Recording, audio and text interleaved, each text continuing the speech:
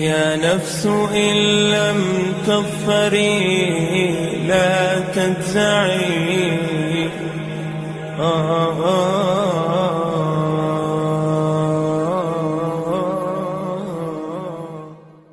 بسم اللہ الرحمن الرحیم۔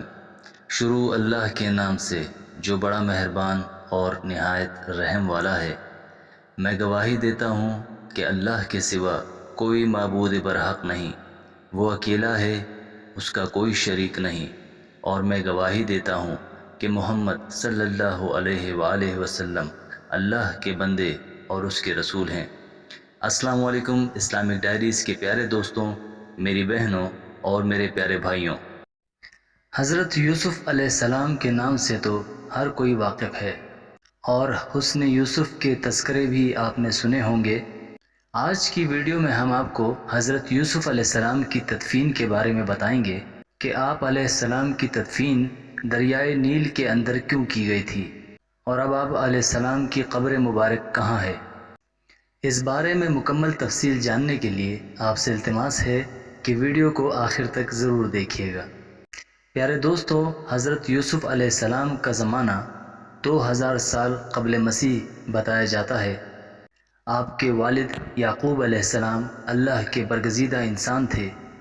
والدین کو آپ سے بہت محبت تھی۔ نور نبوت اوائل عمر سے ہی نظر آ رہی تھی۔ آپ کا حسن و جمال اسی نور نبوت کا عکس تھا۔ حسن و جمال اور ذہنی قابلیت ہونے کے ساتھ ساتھ والدین کی توجہ کا مرکز ہونے کی وجہ سے آپ کے سوتیلے بھائی آپ سے حسد کرتے تھے، اور اپنی حسد کی آگ بجھانے کے لیے حضرت یوسف علیہ السلام کے بھائیوں نے آپ علیہ السلام کو اندھے کنویں میں پھینک دیا۔ اور جب انہوں نے دیکھا کہ قافلے والوں نے حضرت یوسف علیہ السلام کو کنویں سے نکال لیا ہے، تو پھر انہوں نے یہ دعویٰ کر ڈالا کہ یہ تو ہمارا غلام ہے، اور اس طرح انہوں نے اپنے ہی بھائی کو اس قافلے کے لوگوں کے ہاتھوں فروخت کر ڈالا جو کہ مصر جا رہا تھا۔ آپ کو میں حضرت یوسف علیہ السلام کی زندگی کے مزید احوال بھی بتاؤں گا، لیکن پہلے آپ کو حضرت یوسف علیہ السلام کی تدفین کے بارے میں بتاتا ہوں۔ تو یاد رہے کہ روایات میں یہ بات ملتی ہے اور یہ حقیقت ہے کہ آپ علیہ السلام کو دریائے نیل میں دفنایا گیا تھا، لیکن سوال یہ پیدا ہوتا ہے کہ اس کی وجہ کیا تھی۔ اس حوالے سے آپ کو بتاتے چلیں کہ اگر آپ کی وفات کا ذکر کیا جائے تو اس میں کافی تفریق پائی جاتی ہے۔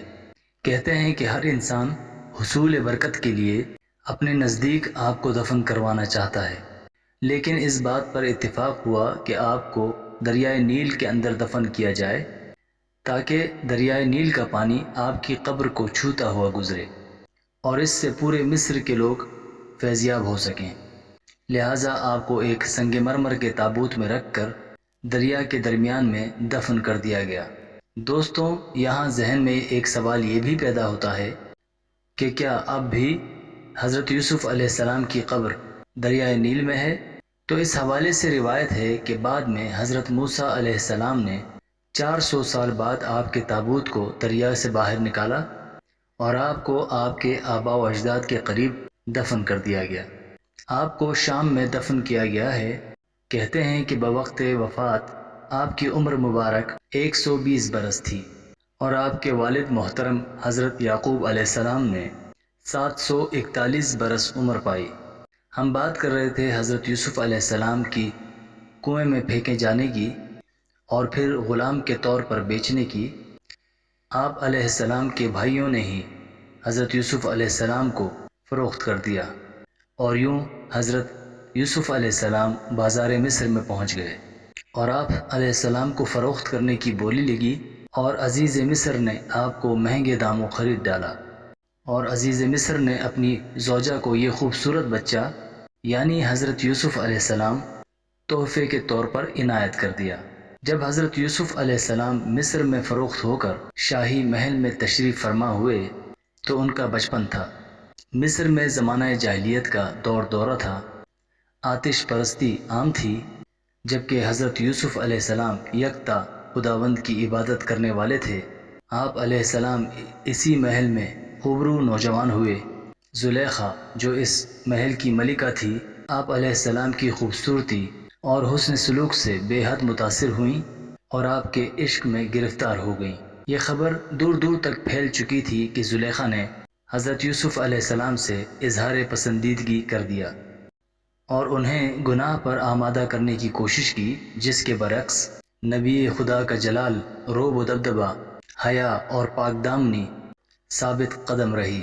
یہ واقعہ قرآن پاک میں موجود ہے کہ یوسف علیہ السلام مقفل 7 دروازوں کی طرف بھاگے اور ایک ایک کر کے دروازوں کا تالا خود بخود کھلتا گیا، اور پھر ایک دودھ پیتے بچے نے آپ علیہ السلام کی گواہی دی، جس پر سب حیران رہ گئے۔ یہ سب اللہ کی طرف سے اپنے نبی کے لیے معجزہ تھا، لیکن اس سب پر زلیخا کو سخت دھچکا لگا، اور ایسے میں اس نے سوچا کہ کیوں نہ حسن یوسف کو مصر کی عورتوں پر آشکار کروں۔ لہٰذا زلیخا نے مصر کی تمام عورتوں کو دعوت پر مدعو کیا اور ہاتھوں میں چھری اور سنگ ترا پکڑا دیا، اور حضرت یوسف علیہ السلام کو محفل میں بلا لیا۔ جن کی حسن کی تاب نہ لاتے ہوئے کافی عورتوں نے ہاتھ کاٹ لیا۔ جب یہ واقعہ پیش آیا تو حسن یوسف میں گرفتاری کی وجہ مصر کی خواتین کو معلوم ہوئی۔ ایسے حسن میں تو کوئی بھی گرفتار ہو جائے۔ بہرحال جب زلیخا کے داؤ پیچ ناکام ہو گئے تو اس نے حضرت یوسف علیہ السلام کو قید خانے میں ڈالنے کا تہیہ کر لیا۔ اس نے اپنے شوہر کو مجبور کیا کہ اس کی جس قدر رسوائی اور بدنامی ہو چکی ہے، اس کے توڑ کے لیے یوسف علیہ السلام کو قید خانے میں ڈال دیا جائے، تاکہ لوگوں کو معلوم ہو کہ زلیخا بے قصور ہے۔ حضرت یوسف علیہ السلام کی عفت و پاک دامنی ثابت ہونے کے باوجود بھی عزیز مصر نے انہیں حوالہ زندان کر دیا۔ یوں اللہ تعالیٰ نے جیل جانے کی دعا قبول فرما کر ایک طرف تو انہیں عورتوں کی چال بازیوں سے بچا لیا، تو دوسری طرف شاہی مصر کے قرب اور حکومت میں شامل ہونے کے مواقع فراہم کر دیے۔ آپ علیہ السلام قیدیوں کی خبرگیری کرتے اور ان سے پیار و محبت سے پیش آتے، چنانچہ بہت جلد قیدیوں میں مقبول ہو گئے۔ آپ 7 سال جیل میں رہے، پھر اللہ رب العزت نے اپنے محبوب نبی علیہ السلام کی باعزت رہائی کا بندوبست فرما دیا۔ ہوا یوں کہ مصر کے بادشاہ نے ایسا پریشان کن خواب دیکھا کہ درباری اور مصاحبین بھی اس کی تعبیر نہ بتا سکے، اور اس خواب کی تعبیر حضرت یوسف علیہ السلام نے بتلائی، جس کا تذکرہ قرآن پاک میں تفصیل کے ساتھ موجود ہے۔ جب بادشاہ کو اپنے خواب کی تعبیر مل گئی تو وہ بہت خوش ہوا، اور اس نے حضرت یوسف علیہ السلام سے ملنے کی خواہش ظاہر کی، اور جب حضرت یوسف علیہ السلام کو اس بات کی خبر کی گئی تو انہوں نے پہلے یہ مطالبہ کیا کہ ان پر لگے ہوئے الزام کی تحقیق کی جائے، جس پر بادشاہ نے مصر کی عورتوں کو بلا کر پوچھا، اور سب نے آپ کی پاک دامنی کی تصدیق کی۔ جب آپ علیہ السلام کی پاک دامنی کی تحقیق ہو چکی تو پھر آپ علیہ السلام بادشاہ کے دربار میں تشریف لائے۔ حضرت یوسف علیہ السلام کو بادشاہ کے دربار میں لایا گیا تو بادشاہ نے بڑا پرتپاک خیر مقدم کیا، اور آپ علیہ السلام سے خواب کی تمام تفصیلات اور ان کا حل دریافت کیا۔ بادشاہ آپ علیہ السلام کی فہم و فراست اور فطانت و ذہانت سے بے حد متاثر ہوا۔ حضرت یوسف علیہ السلام نے فرمایا، مجھے اس ملک کے خزانوں پر مقرر کر دیجئے، کیونکہ میں حفاظت کر سکتا ہوں اور اس کام سے واقف بھی ہوں۔ بادشاہ مصر ایک جہاں دیدہ، تجربہ کار اور چہرہ شناس شخص تھا۔ اس نے آپ علیہ السلام کو خزانے سمیت امور مملکت میں مختار کل بنا دیا۔ یوں حضرت یوسف علیہ السلام کی بادشاہت کے دوران قحط کا زمانہ آیا، جس میں آپ علیہ السلام نے اپنی فہم و فراست سے بڑے احسن انداز سے تمام امور چلائے، لوگوں کے لیے غلہ سٹاک کیا اور لوگوں میں بڑے احسن انداز سے تقسیم فرمایا۔ اسی دوران آپ کی ملاقات اپنی بھائیوں سے ہوئی، اور آخر کار اللہ تعالیٰ نے آپ علیہ السلام کے خاندان کو آپ سے ملانے کا فیصلہ کر لیا، اور آخر کار بڑے عرصے بعد حضرت یعقوب علیہ السلام اہل خانہ کے ہمراہ مصر روانہ ہو گئے۔ حضرت یوسف علیہ السلام نے ایک بڑی سپاہ کے ساتھ شہر سے باہر والد اور خاندان والوں کا استقبال کیا۔ 40 سال بعد ہونے والی اس ملاقات نے باپ بیٹے یعنی اللہ کی 2 پاکیزہ اور برگزیدہ ہستیوں کو آبدید کر دیا۔ دونوں دیر تک ایک دوسرے کے گلے لگے رہے۔ آپ علیہ السلام نے والد اور سوتیلی والدہ کو تخت شاہی پر بٹھایا، پھر خود تخت شاہی پر جلوہ افروز ہوئے تو شاہی آداب کے مطابق تمام درباریوں نے سجدہ کیا۔ یہ صورتحال دیکھ کر خاندان یوسف علیہ السلام نے بھی ایسا کیا۔ پیارے بھائیوں، ہماری آج کی اس ویڈیو کو لائک اور شیئر ضرور کیجیے گا۔